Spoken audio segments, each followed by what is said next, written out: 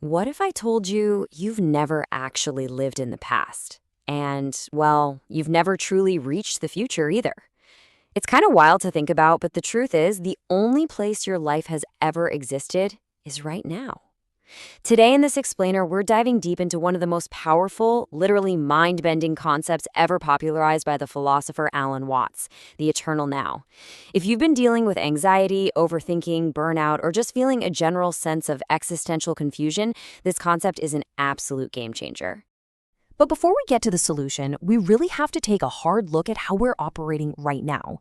Seriously, how often do you postpone your own existence? Think about the phrases we use every single day. Oh, I'll be happy when I get that promotion, or I'll finally relax after this project is done, or my personal favorite, I'll really start living later. But as we all know deep down, later never actually comes, does it? We've essentially turned our own lives into a giant waiting room. So let's break this down. Part 1, the illusion of time.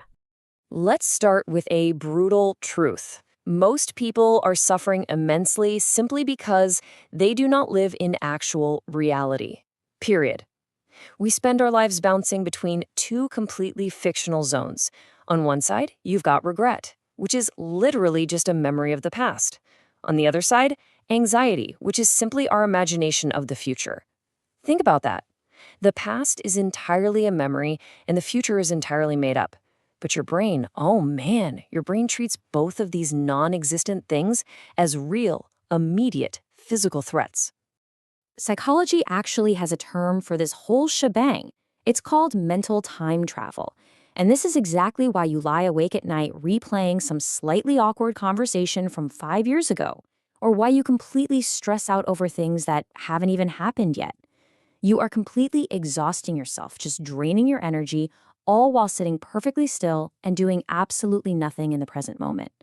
Alan Watts pointed out that the present is the only reality we have, but we treat it like a stepping stone just to get to somewhere else. Which brings us to part 2, the ego trap. So if all this worrying and suffering is happening, you've got to ask, exactly who is the one doing all the worrying? You'd probably say, well, I am. But who exactly is you?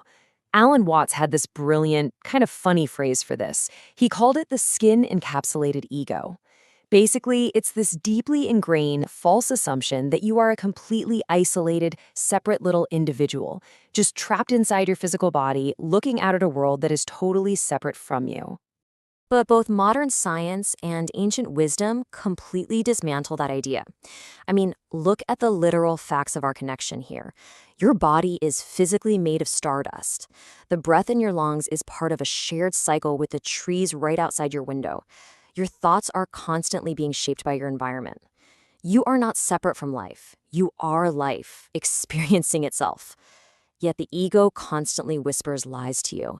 It tells you that you're alone, that you're falling behind schedule, or that you're just not enough, turning life into a frantic competition rather than a shared experience. And honestly, that perfectly highlights how absurd our panic really is. Think of it like being a wave in the ocean, having a total existential meltdown because you're not a mountain. I mean, come on, relax. You're water. You are exactly what you're supposed to be, right where you're supposed to be. Okay, moving on to part 3, life as divine play. If we aren't just isolated egos fighting against the worlds, then we really need a narrative shift. We have to look at the fundamental mistake we make every single day, which is treating our very existence as a problem that needs to be solved. Watts argued that life isn't a problem to solve at all. It's actually much more like music. Imagine putting on your absolute favorite song, and instead of listening to it, you say, you know what? I'm just going to skip to the last 10 seconds, because getting to the end is the goal. That would be totally insane, right? You'd miss the whole song. Yet that is exactly how we live our lives. We study just to get a job. We work just to retire. We rush through our days just to get to the rest at the end. We are actively skipping the song of life. In ancient Indian philosophy, there's this absolutely beautiful concept for this called Leela, which roughly translates to life as divine play. The absolutely crucial point here is that you are not put on this earth to win. There is no magical finish line where you suddenly receive a prize for rushing through your days the fastest. No, You are simply here to immerse yourself, to play, and to experience the music. That leads us into part 4, the wisdom of insecurity. Let's address the absolute core root of all this human suffering and burnout. Like, why are we so anxious? Why are we missing the music? It is all because of our desperate, impossible quest for absolute certainty. We're all out here chasing a perfectly stable career, guaranteed success, permanent happiness. But reality check, everything changes. Your emotions change, your relationships evolve, your body ages. Trying to control life and force it into permanent states, it's literally like trying to hold water in a clenched fist. The tighter you grip, the faster it just slips right through your fingers. And this thought right here represents a massive, pivotal mind shift. The wisdom of insecurity. It means realizing that true freedom is found only when you stop gripping so tightly. It doesn't come from forcing control over a totally unpredictable universe. No way. It comes from accepting the fluid, ever-changing nature of life itself. Which brings us to part 5, stop fighting life. To truly accept that fluid nature of reality, we really have to wrap our heads around the concept of non-duality. See, we have this terrible habit of dividing the entire world into opposing forces. And let me tell you, that causes massive unnecessary friction in our minds. Good versus bad, success versus failure, joy versus pain. We spend our whole lives trying to hoard the left side and completely eliminate the right side. But in reality, these opposites actually define each other. You literally cannot know what light is without the darkness. You couldn't feel the contrast of true joy without having experienced pain first.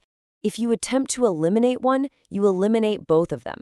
So instead of constantly fighting the natural rhythm of life, we have to start flowing with it. And finally, part 6, returning to the now. Okay, so we've covered the heavy philosophy. Now let's get highly practical. How do we actually do this? How do we stop fighting, drop the ego, and actually return to the now? Well, here are 5 actionable, neuroscience-backed daily steps to shift your brain out of anxiety mode and into awareness mode. Number 1, interrupt the mental loop. 2, anchor to the present using your physical senses. 3, stop postponing your life and do small things fully, like drinking your tea slowly or walking without rushing.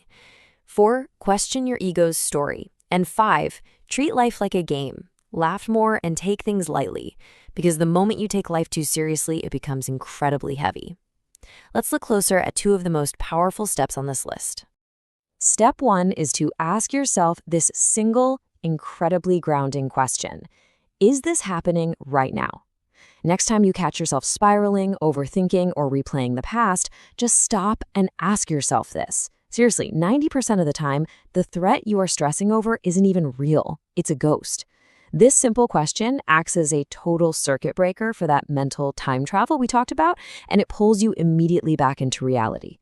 Then there's step 4, dealing with the ego. Whenever you feel that heavy anxiety whispering, hey, you're not enough, or you're falling behind in life, I want you to challenge it by asking, who told me this? Because honestly, most of the identity and timelines we stress over are completely borrowed. We get them from society, from our families, from scrolling on social media. Drop those labels. Try experiencing reality directly instead of filtering it through some fabricated ego story. So the crucial point we arrive at today is this shocking but incredibly liberating realization.